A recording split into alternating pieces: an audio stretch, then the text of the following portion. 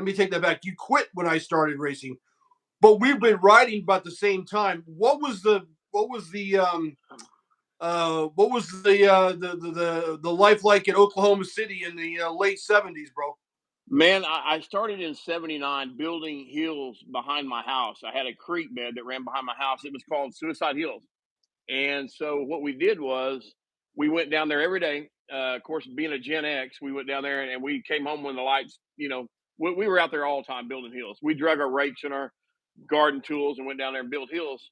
That's where it kind of started at. And a guy named Mark Sumter, a good friend of mine who's no longer with us, asked me to, he said, "Hey, man, would you be interested in racing?" And I said, "Well, you know what? I'm a jumper. I like doing tabletops and 360. We lit a Christmas tree on fire, jumped over it back in the early '80s. Hence the reason my knees and my shoulders and my hips already been replaced. So I'm tore up from the floor up, man. So we did that. And he said, "Hey, man, would you be interested in racing?" So he took me to my our local track, which was Trosper Park BMX Raceway. Randy Decker and Bob Decker. Bob ran the track with Noel Turner and some other guys, and I enjoyed it. So it kind of took off from there. Mom, didn't have a lot of money, and so we just kind of started racing, and it was fun. Nice.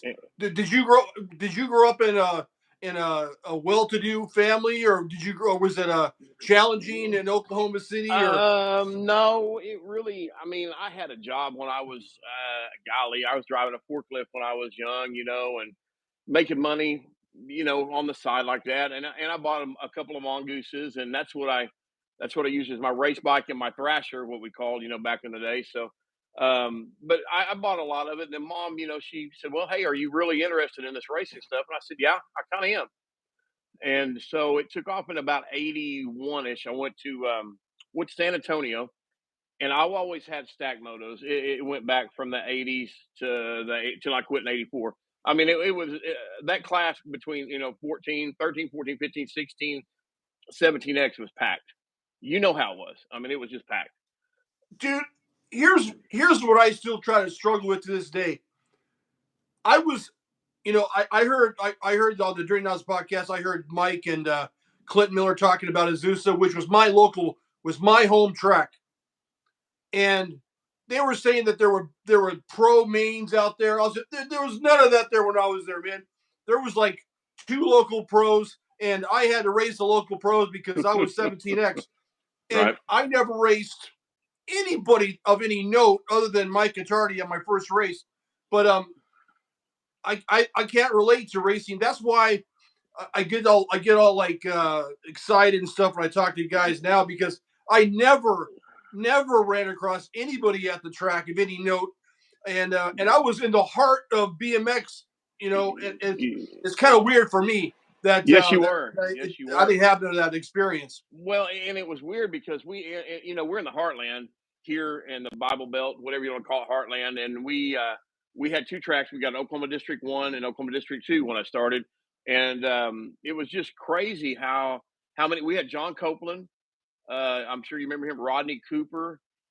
We've had and Leon Williams and Yo-Yo Williams. They were younger than me, but their dad really helped us a lot at the track. He was really out there, promoting us to go do these nationals and to go do all this stuff. And we were really into it, and so he helped us a lot. And, they went from factory JMC, they went to GT. He helped us a lot. So we got exposure when we went to these places. And I tried to do my best, and come to find out, I mean, I was out there in a factory white jersey, and I was doing my best. And I made some mains against some fast guys. And I was so happy, man. I was just every time I'm just like pumped up, and made the cover of a magazine I've got over here on my wall, and just, man, it just pumped me up. It made me faster, made me want to go out there and achieve, be up there with the guys bumping bars with the guys that I looked up to. I looked up to these at Rich Farside. I mean, I had Gary Ellis, Lumberjack, man, Daryl Young. I mean, there's a ton of people we had, and it just never got any easier. So I had to get faster, and that's what we did. I dig your story because it's very similar to mine, where we were street riding, we were jumping in the park, in the little vacant lots. And I didn't even think about racing until, 83. Well, that's not true. I didn't race until 83. I thought about it for many years, but I couldn't have convinced my parents to get us to the races. Not that they were against it. They were just had better things to do. We could never get there. But yeah, so I didn't. We were jumping trash cans, picnic tables. I don't remember us lighting a Christmas tree on fire, but we were jumping some pretty sketchy stuff, cars, Yeah. and Yeah. me and my brother and I were definitely the stars in our city for jumping, that type of thing. But once I got on the track, um, your real reality sets in real fast, bro. Yeah, it did. And you being out there in that part of California, we went on a West Coast tour, and we weren't, like I said, we took the motor home. We had a local bicycle shop.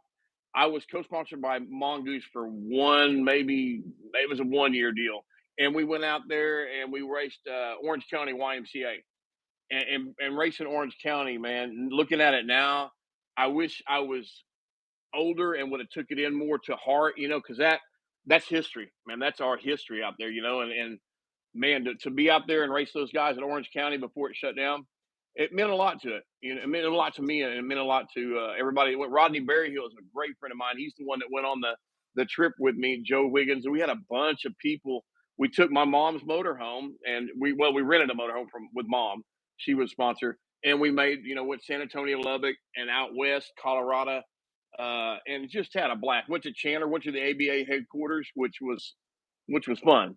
So being out west, man, grew up out there, man, that would have been fun. I guarantee it. Dude, I never even thought about going to Orange, dude. This is what I understand. If I would have known back then, Orange is where everybody is, man. I would have been down there, but I never even thought about racing Orange. Right. I want to hear about this. Okay, so I want to talk about this motorhome trip because I want to hear all about that. But your first race, your first experience getting on the track, I want to hear what that was about because I always find that real interesting about what you thought when you saw a real track, a real berm, a real double jump, and you were hitting. What was your thoughts when that happened? Man, Kev, it was surreal. I had number 567. I was deep in numbers, and had a pie plate. You remember the pie plates? Yeah. I taped it around, and my Haro plate, and I wore spot belts. I had spot belts because I was playing football, and we'll go into that later too. I ended up playing semi-pro football here for a team in town. But anyway, long story short, I was kind of stuck between football and racing, but I went out there after football practice. I had my jeans on, my Levi 501s, my spot belts, and Mark took me to Trosper Park, and man, to see real stuff.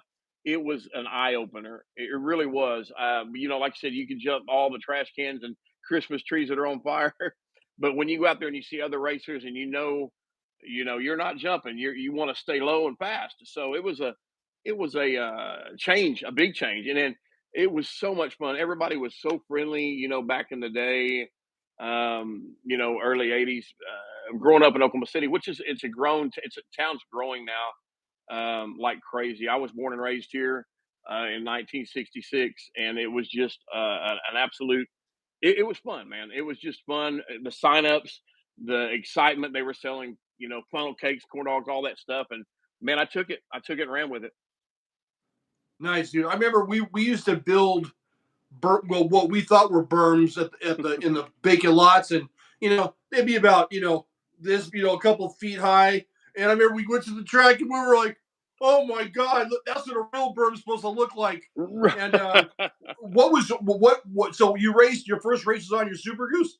It was on my goose, yeah. And I had a golly, it was I don't know, it was a Cashew seat post sticking straight up, and bars, and it was just I had an open face helmet with lightning bolts. I got a picture of it. It's over here somewhere, and it was a lot of fun. Got hooked. Mom said, "Okay, what do you want to do? You want to play football, or do you want to race bikes?" And I said, "I want to race bikes." And so we took it from there in 1981. And you know what? I hate that I quit in '84. I graduated high school and it was into trucks, and other things, and it just I wish I'd have gone on further, but that first race, man, I'll never forget it. I mean, it's just in my shoes to my jeans, and yeah, a little Haro shirt with elbow pads, man. So